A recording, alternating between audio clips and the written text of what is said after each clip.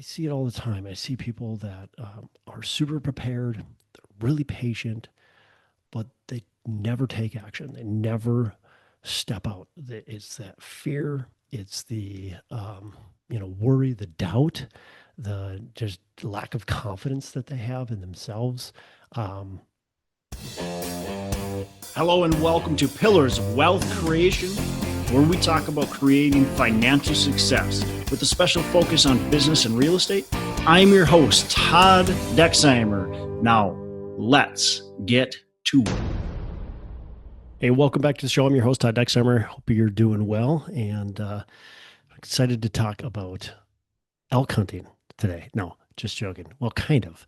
I was out for the last several days in Montana in the mountains elk hunting. And as I'm there, you get up at 5 a.m. and well, actually get up before that. You're in the mountain hiking by 5 a.m. So you're up definitely before that. Hiking in the mountains in the dark, get up to your spot, and you're listening to the elk or listening for the elk and trying to hear or see when it gets light enough the elk. And if you've never elk hunted, it takes a lot. It's not as easy as you'd think. So we're out there, myself, and this year was myself and a good friend of mine, and then his brother. And so we are bow hunting. So you got to get nice and close. You got to get about, call it 50 to 60 yards away or closer to these elk. And we're going for a bull because we're in a zone where it's bull only.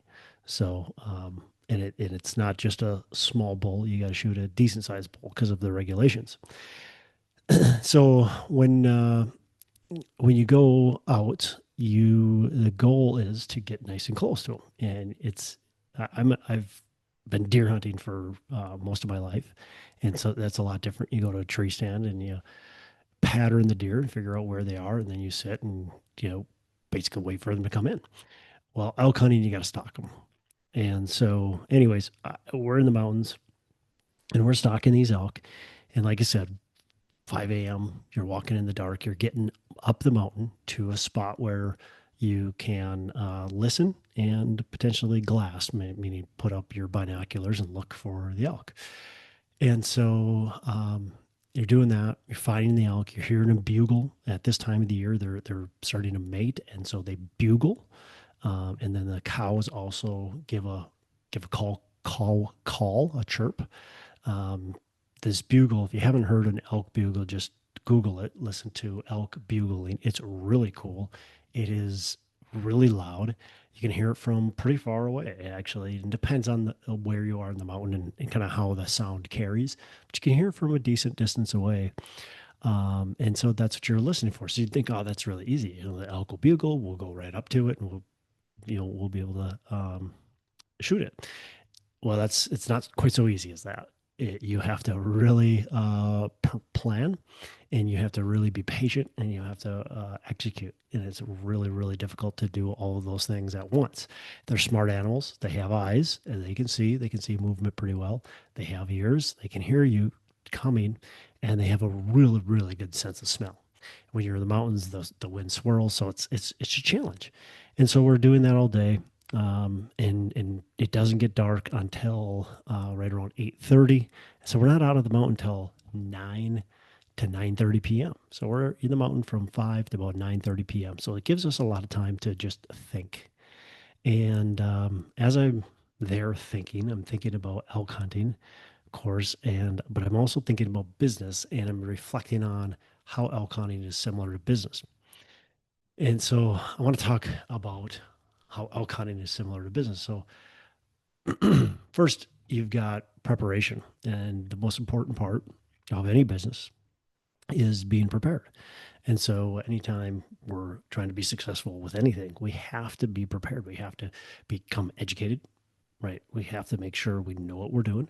We have to find mentors. We have to um, find the books, find the podcasts, all that kind of stuff. So we have to be educated. We have to be prepared. We have to really understand how the business works and how we're going to be successful with the business. Same thing with elk hunting. Now, look, I have to understand how to hunt these animals. If I don't understand how to hunt the animals, I'm just going to stumble around and I'm going to go for a nice hike. I might see one, but I'm not going to be able to execute, right? I'm not going to be able to be successful because I wasn't prepared. I didn't think about it. We can hire guides. We didn't in this case. Our guides were the books, were the podcasts. We're just learning like that, and then learning through doing, right? But we could have hired guides to help us. Certainly, those are our mentors, um, and you have to also be prepared for things that might go wrong. And so, look, we pack a backpack, and in that backpack, I've got emergency blankets. I've got you know, matches, lighters, things, tarp, stuff like that for just in case, who knows, we get lost in the woods, somebody falls, gets injured. We also have a Garmin InReach. Everybody carries this Garmin InReach, and that is has an SOS button on it. So if something really bad happens, we can push that, and the emergency, you know, helicopters, whatever, will fly out and find us. They literally search for us. We can text with a satellite with this Garmin InReach. So we have that. We have bear spray because we're in bear country. We have a sidearm because, again, we're in bear country. We have an emergency, medical kit just in case. Again, just in case. So we try to be extremely prepared for everything that could go wrong, which you never can be 100% prepared, but you want to be as close to it as possible. After that, it really takes patience, and so this is key in business, right? As well. So for us, like, we are out stalking the elk. You're hearing them coming in quietly. Sometimes you have to sit and wait and wait and wait and wait. Even when you're like, hey, I want to move fast, we got to get over there. But if they're in an area where they can easily spot you, if they can easily smell you, you have to be patient. You can't just go in. Otherwise, it's not going to work. You're not going to be able to execute. So you might have to um, take a long hike around to the other side of where they are. And that might be a really long hike. It might be up some steep mountains, in through some thicker wood line, jumping over logs, that type of stuff. And so you have to be willing to work hard. You have to be willing to take the extra steps, to go the extra mile, and be patient with getting those results, knowing that it's not going to come easy, knowing it's not going to come right away. Because if you think it's going to happen easily and right away, you're going to be unsuccessful. So with business too, it's all about patience. Look, especially if you're starting, you're not going to get rich quick. Typically it doesn't happen right away. And so we see, especially in the social media world, we see people that are successful all the time. By the way, I'd say three-quarters of them are probably not successful, but they pretend they're successful. Um, so be careful who your mentors are. That'll be that. But you want to make sure that you're taking your time and being patient, and with everything you do, right? It's not just about early on in the business.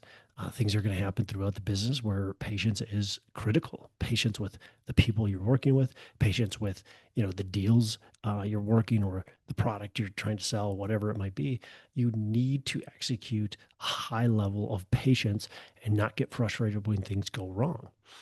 The next thing with a patience comes execution. And this is really important because sometimes it's easy to think that you're being patient when in fact you're being either lazy, fearful, or just not executing, right? Whatever you want to call it.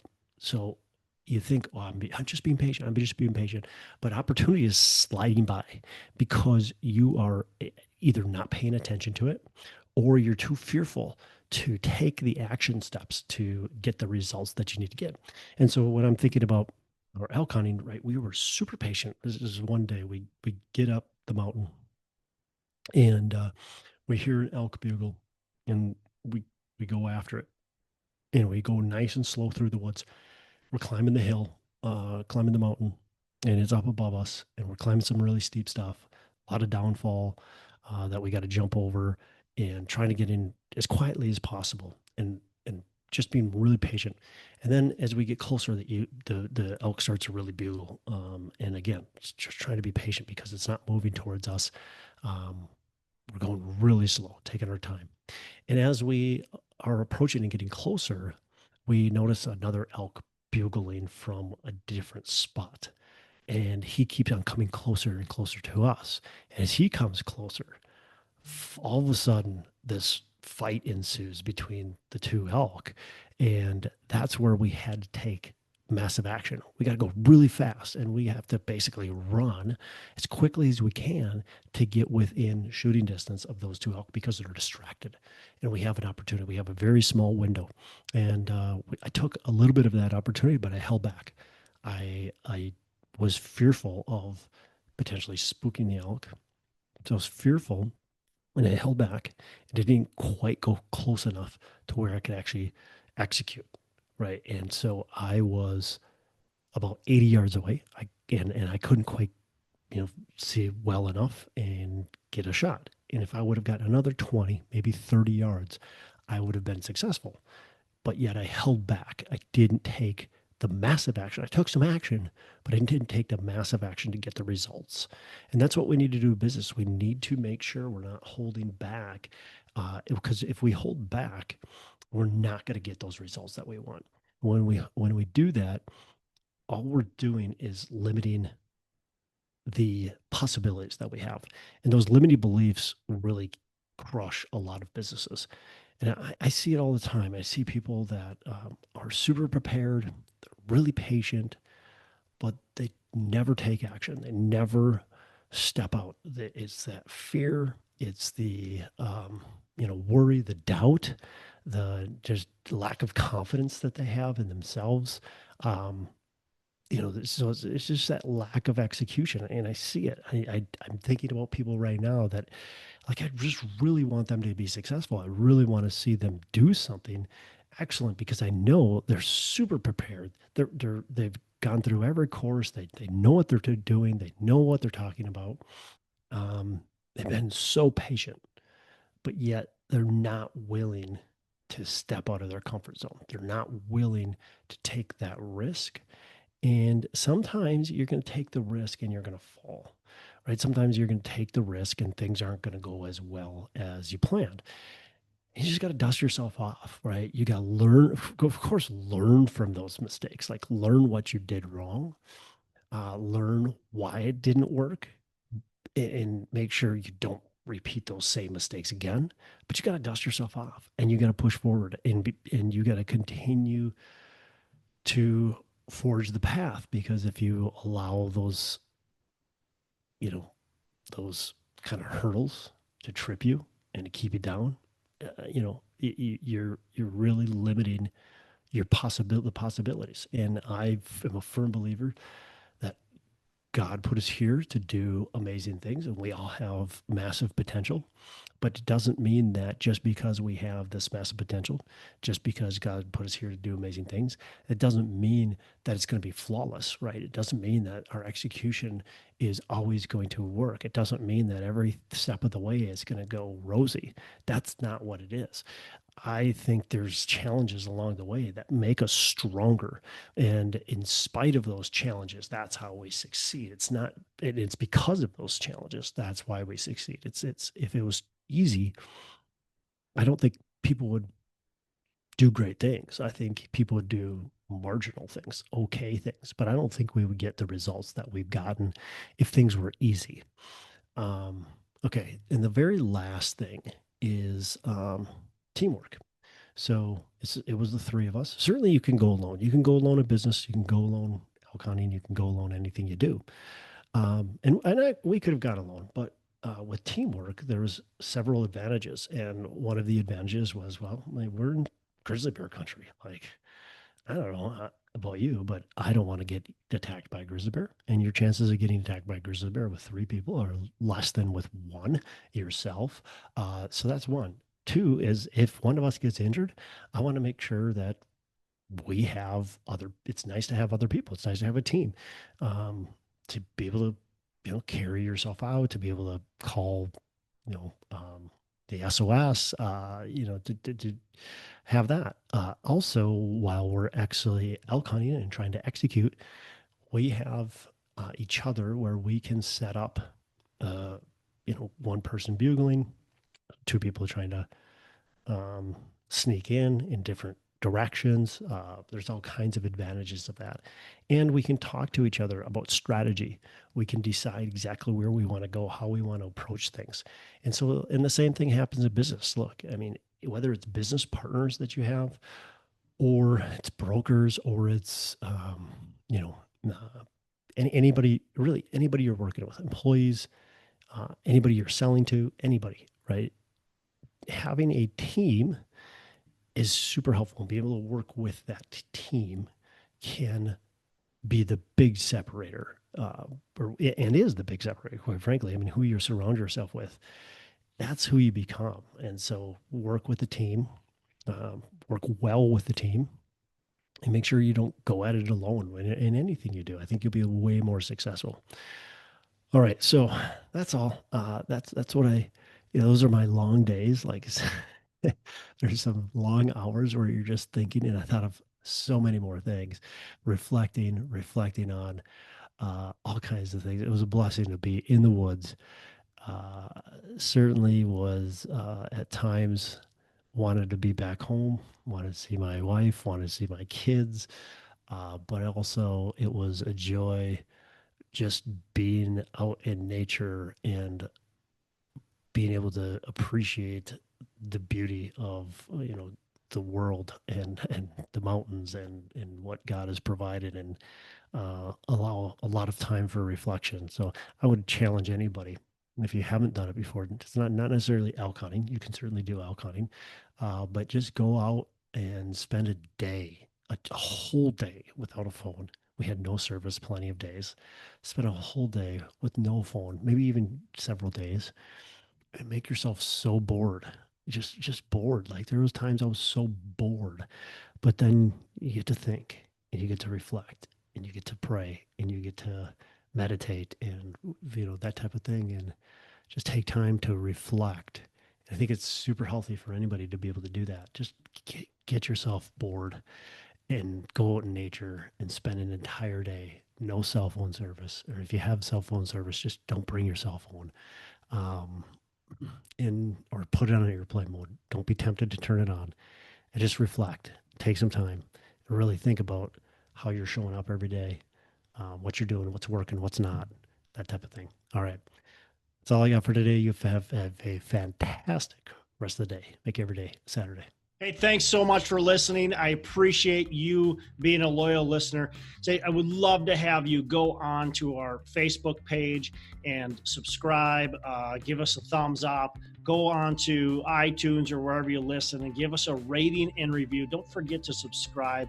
Your rating and review just helps us push this out to more and more people and continue to grow our audience and hopefully positively affect a ton of people out there that really need this and want this. So the other thing I've got for you is a free ebook on my website. So go on to venturedproperties.com, and download our free ebook on real estate and on syndication. And I've got some data points in there, some really good stuff for you. So I'd love to have you take a look at that. It's free. I'm not expecting anything from it. And also, look, if you want some help in multifamily, want some help learning, growing, getting your business off the ground, I would love to talk to you about what it would look like to work with me potentially and see if that's a good fit. So you can go to coachwithdex.com and check that out, and we can definitely have a call. Thanks a lot for listening. You make it a fantastic rest of the day. I'll catch you on the next episode.